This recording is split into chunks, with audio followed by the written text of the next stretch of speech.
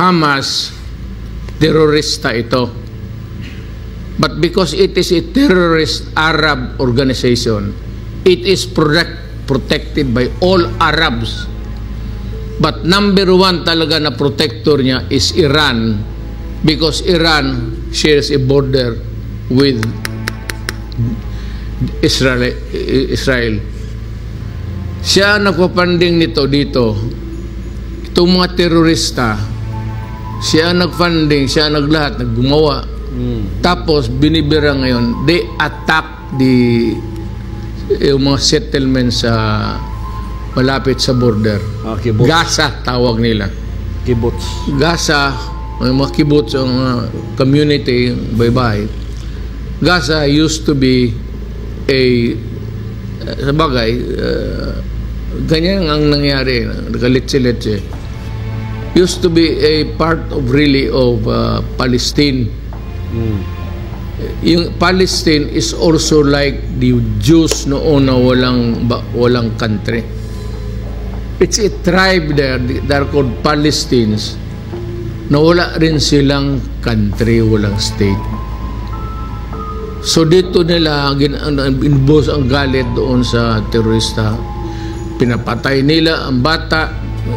We saw the pictures, talagang beheaded, mga patay na katawan. Hindi yung sa TV, kasi sa TV pinadala sa military connections dito.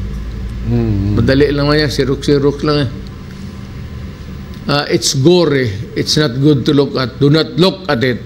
You lose your appetite for the whole week. Tapos ito ngayon, supported by Iran. Ngayon, pag naipit ito, kasi lalabas man talaga itong dito sa itong side ng ito ngayon, itong nasa mga terorista, halo-halo na, itong kalahati dito na dito yung mga Jews. Pagka pumasok yung maraming terorista dito at pumasok ang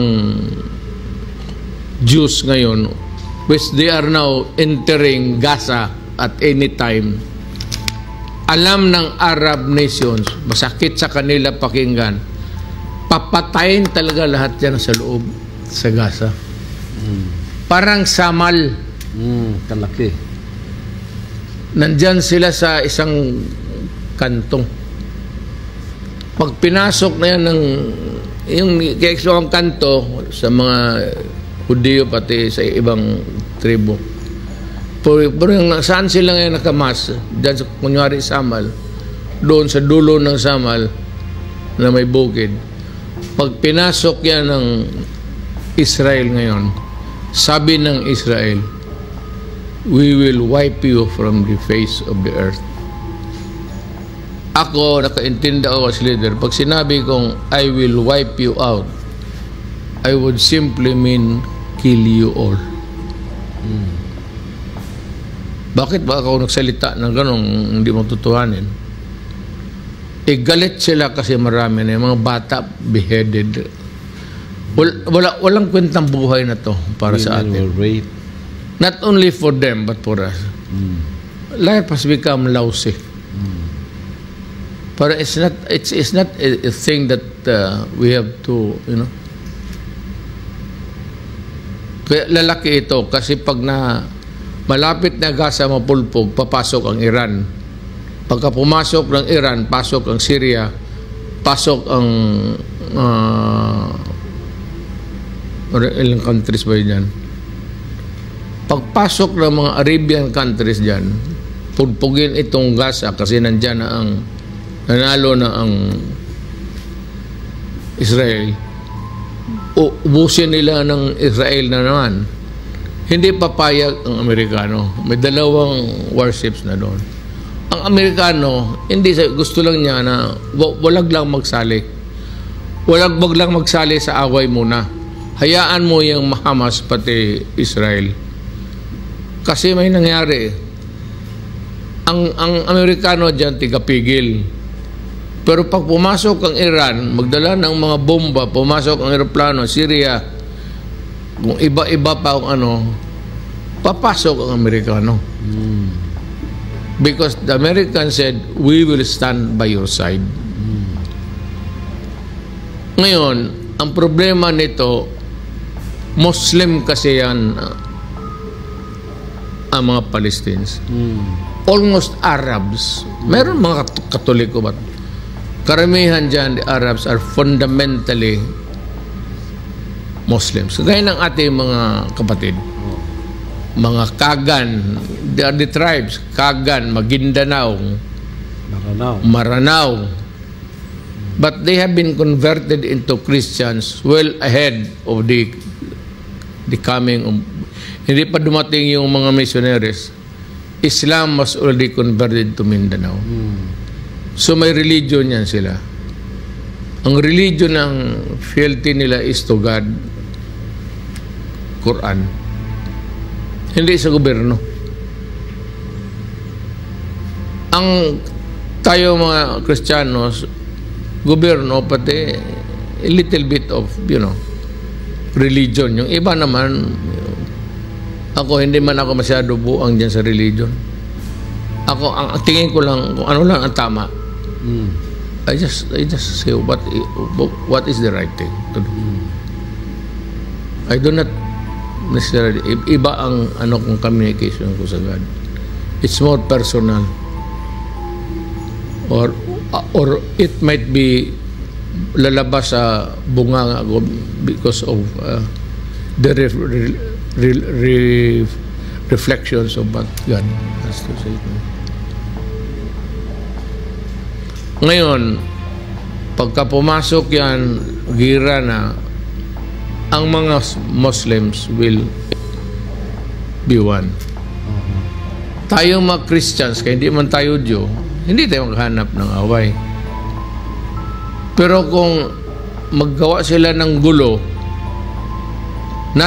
it would not be because ayaw natin sila o ayaw natin awayin sila o takot tayo sa kanila. It's not that. It's because we are Filipinos. Ang tribo natin. Iba lang yung reliyon nila, iba lang yung reliyon natin. But we respect Islam as we respect Christianity. I love the Moro people, irrespective of the religion. Hindi naman lahat ng Moro Islam pakaramihan. I love my Filipino Muslim brothers. And I do not want to do anything that would hurt. Pilipino Pilipino ako. Pero kung magdating dyan sa panahon na wag sana, magpagitna ako, sabihin ko,